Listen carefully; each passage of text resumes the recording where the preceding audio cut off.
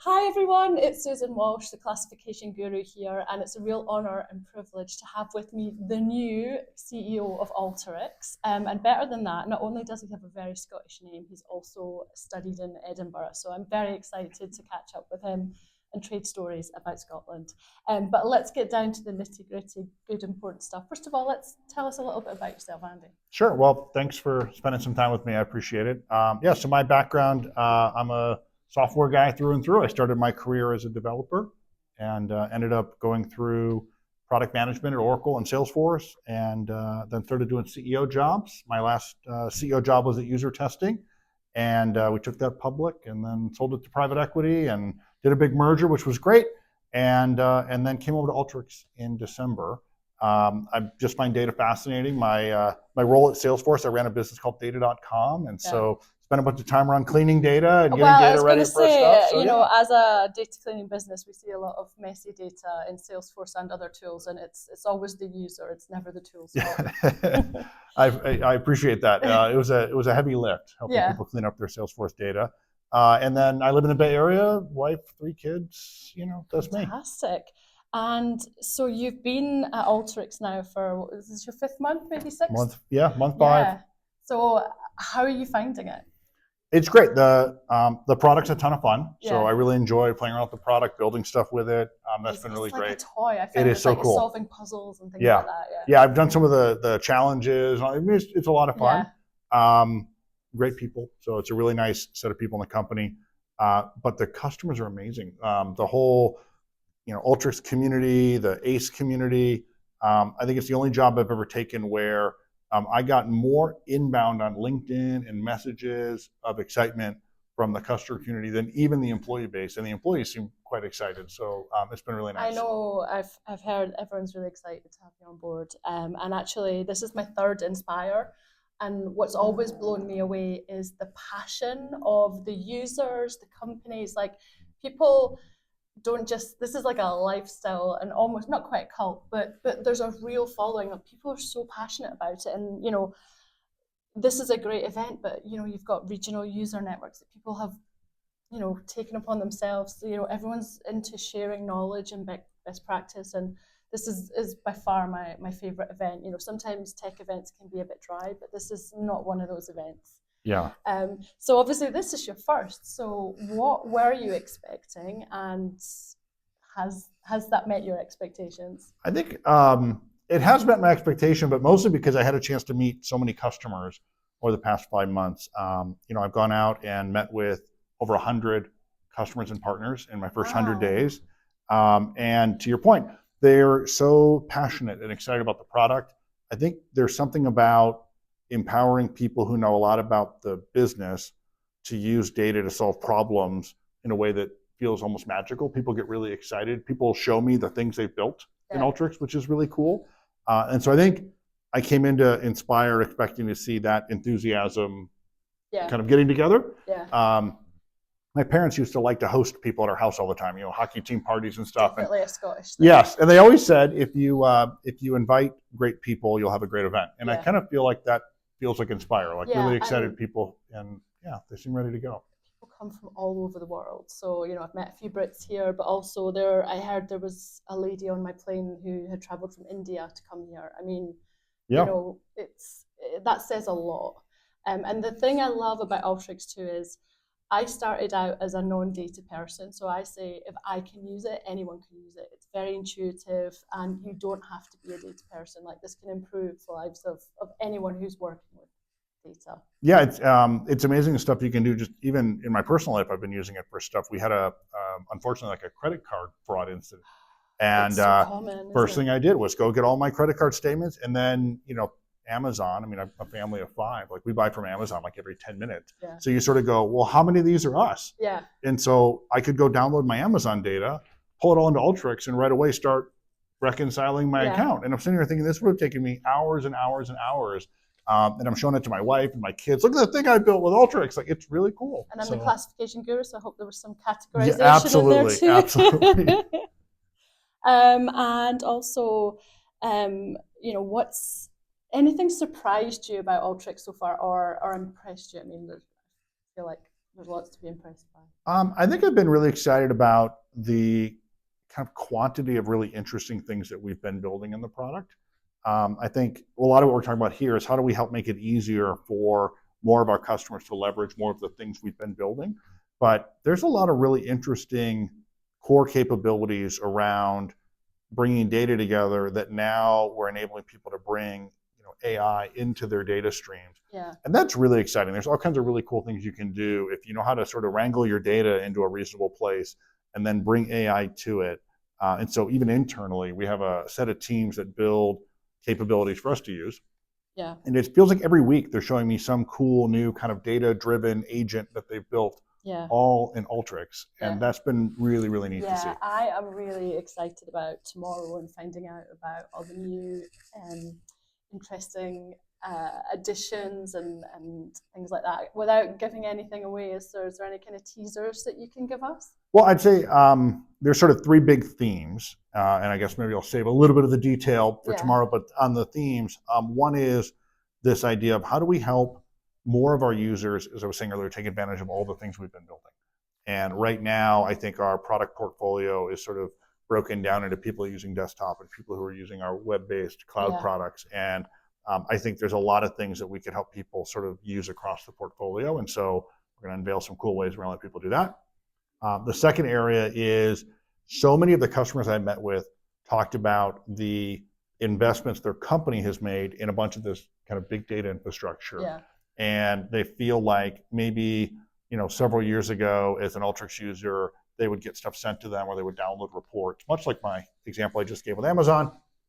And they would use Alteryx to pull all that together on their desktop. And now all that data is sitting in these amazing cloud data platforms.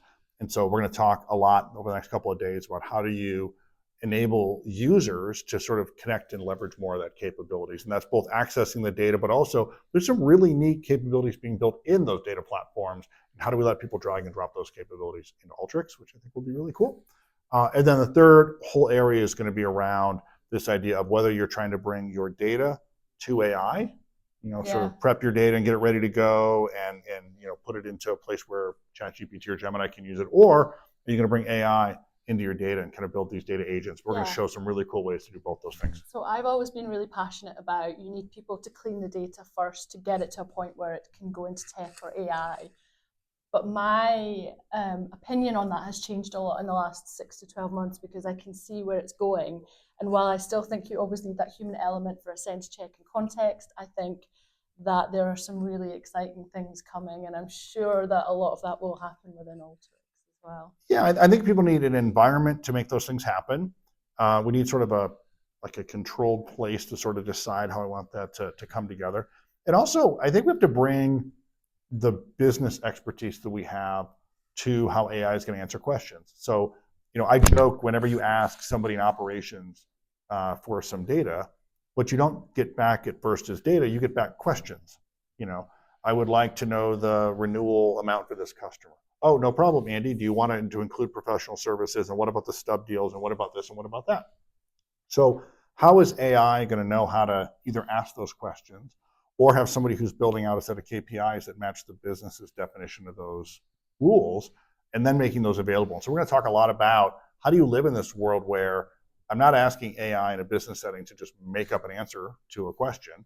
I might have a way internally I define something. Or I'll give you another example. If I am going to build an email using AI and maybe some data, I might get to a step where I want to do something like a GDPR check, which is, am I allowed to send an email to this person? That is not an area where you want ChatGPT to guess at an answer. You're going to want to have a rule, like, am I allowed to email this person? And so we're seeing a lot of interest in our customer base to have people say, look, I want to be able to blend together the really cool AI stuff where I want it to sort of, write an email or something, but I want to combine that with my rules and how I run the business. I want those to run the way I expect them to run. So we're going to show a bunch of that this week too. I've seen that working quite well in the contract space. So I work a lot in the procurement space, and it's now you can just put the contract in and ask, like, what is our liability without having to read through 30 pages. So once you've got that accurate data in there, it's going to be really special. Pretty incredible. back to community, I mean, they really do make the event. I mean, how powerful do you see the community as a part of Alteryx? I mean, I think all great products end up with a forward-leaning group of users who really push you on what they could imagine doing with the product. As a product manager and as a previous developer, like I've always tried to embrace that. I think it's great. And events like this tend to attract a lot of that forward-leaning thought leadership. And so I'm looking forward to just chatting with people about what they're doing with the product, what they wish it did, ways they're using it. You always think of even like, the term hacking. I don't mean in a negative way, but like there are people that figure out ways to use things, maybe even not the way they were intended, and come up with. So I love learning how people sort of hack their way into interesting areas, and that's a great input as a product person. We sort of go, oh, should we make something like that available to more of our users? Yeah, if one person's doing that, how many others could benefit from it? Yeah, I absolutely love that. And for businesses who are looking at a new tool and potentially Alteryx, what kind of advice do you have for business leaders trying to navigate that intersection of analytics, AI, and business transformation, because it's also intertwined now? I think the big one that I'm finding I'm speaking to a lot of people about is this ability to take the people who understand the business and enable them with the technology versus trying to figure out how to explain to the people who are able to work with the technology about the business. So if I want to write, I don't know, an AI agent that helps me with merchandise returns, it's probably most helpful to sit down with somebody who runs my merchandising returning policy and understands the business and has worked in retail, and have them work in an environment where they can sort of drag and drop the rules and understand what's happening and say, this is how I want it to work, versus sitting down with people who are going to go deep in Python code who have never worked in retail. Right? Yeah, talking to a coder from a business side, which is the kind of side I came from, you can kind of, yes, technically their code might be right, but I'm looking at the data and seeing something different. So yeah, having something like that to bridge the gap is really powerful. Yeah, and even if it's the canvas you're using, you might need to go to a developer and say, hey, I'm building this thing, and right here I need some help making something happen. Yeah. But I think empowering the business to think about that, empowering the business to do more with their data, to bring either AI into their data, or again bring their data into an AI environment that's approved, I think is really the big unlock. And we're seeing a lot of discussions right now where we're hearing from our customers. I'm hearing this in my network of friends that work in technology. There's these two mandates that companies are living under from the CEO. One is, we're going to change our business with AI.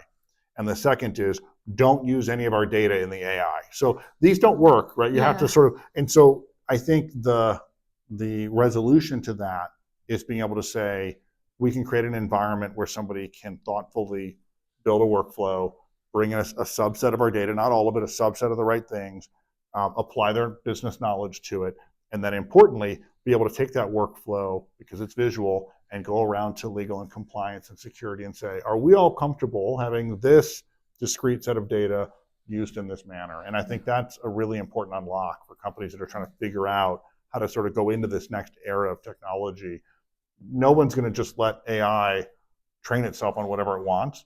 I hope not. But at the same time, anybody who's sitting on the sidelines saying we're just not going to use AI is going to get left behind. And so kind of finding this way to empower people to say, how do I start to take some steps, right? How do I start to grab a specific set of data, to do things with it, to understand what it's doing, to be able to, again, have that go through an approval process, to be able to change that? Like, what happens if the AI is not giving you the answer you want? Like, are you able to go into, in our case, a data flow and fix it, or are you just hoping for the best? And so I think that's a big trend that we're seeing, and one we're really excited about. Something you just said got me really excited, actually, about Alteryx, because normally on the data side, you have one set of data, you do an export, and that goes to the whole business. Now, with the help of AI, you can customize that data set or that message to sales, marketing, finance, procurement, and in a language they understand. So hopefully you get that kind of, everybody's on board. Yeah, I think we're going to see, I completely agree with you. We're going to see AI change a bunch of the way data is used. We're going to see it change how it's prepared. We're going to see it change how people build these sort of data-driven workflows. But I really like your point on, right now, what a lot of people in the data and BI and analytics space do is they create these pipelines and they create these dashboards, they color code things. And then it's sort of up to you to read the dashboard and go, why is that happening? Or what's going on here? I think we're going to start jumping that step and going straight to, insights and answers. And you're right, those will be different. Yeah. Right. So take something like a financial filing that a public company makes. If everybody on my executive team reads that same financial filings, they look for different things. Right. My CFO might comment about their financial structure and what they're doing and their convertible note or whatever. Whereas my head of sales might say, oh, they have these 3 problems they identified. We could go sell something there. My head of product might say, oh, there's an innovation that they're delivering that we could partner there, right? So imagine if your analytics worked like that, where the report that everybody got could be a little bit more aimed at what's interesting to them versus a dashboard. Source. Yeah, I get one set of data, but what I care about as a head of product is different than what I care about as a CFO. And why do I have to read the dashboard and try to figure out, oh, I noticed there's a trend line that's off here. What AI is really good at is it can write a report. It can say, hey, Andy, I have this report for you. And you'll notice that your sales in the Southwest are down, and they're down by this amount, but they're down because you've got 3 new sales reps in that region. I go, okay, like that is way easier than a dashboard with a red square that tells me sales are down. And then how long would it take someone to figure out why it's wrong, whereas now you'll have that instantly? Every data analyst has gotten that email. Why is this red? Not helpful, right? So I think you're right. There's a lot of things that AI is going to help us do to sort of understand the data as well as prepare the data. I could sit and talk to you all day, but I think I've taken up enough of your time. Thank you so much. I am really excited about the future of Alteryx. I'm just going to throw in a random roll question, but what are you excited about in the next 12 to 18 months? I'm excited about how much I think AI is going to change the pace at which we work. And I don't mean just we all work harder and insane hours. I think we're all going to spend a lot more time on more interesting things. And I think that's really exciting. I've noticed it already in how I work. I spend less time doing kind of rote, mundane things and more time doing interesting things connected with people.